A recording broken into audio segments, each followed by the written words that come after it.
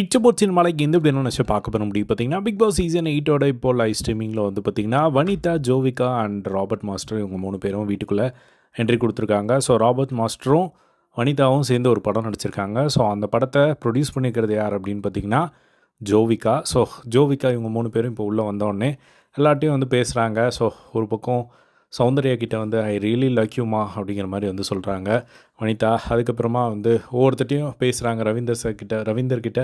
ரவீந்தருக்கும் வனிதாவுக்கும் எவ்வளோ பிரச்சனை வந்தது அப்படிங்கிறத பார்த்தோம் சீசன் 4ல் நினைக்கிறேன் ரிவ்யூவில். ஸோ இப்போ அவங்க 2 பேருமே வந்து நாம் 2 பேரும் இங்கே தான் பார்த்து வைப்போமா அப்படிங்கிற அளவுக்கு வந்து பேசிகிட்டு இருந்தாங்க.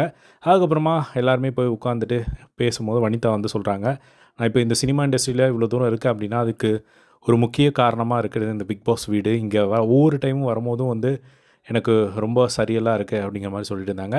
அதே மாதிரி லாஸ்ட்டாக அந்த வீட்டிலேருந்து அவங்க போகும்போது வந்து பார்த்திங்கன்னா வாக் அவுட் பண்ணி தான் போகிறாங்க. ஸோ அந்த ஒரு விஷயத்தினால வந்து பிக் பாஸ்ட்டு சாரிலாம் வந்து கேட்டிருந்தாங்க.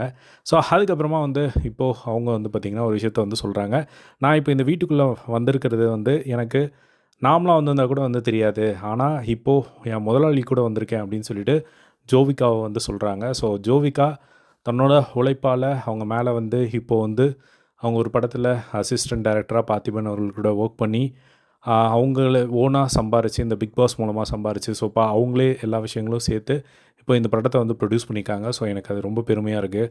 ஸோ இப்போ அந்த படத்தோட ட்ரெய்லர் வந்து ரிலீஸ் பண்ண போகிறோம் அப்படின்னு சொல்லிட்டு இப்போ ஒரு ட்ரெய்லர் ரிலீஸ்க்காக வந்து வந்திருக்காங்க.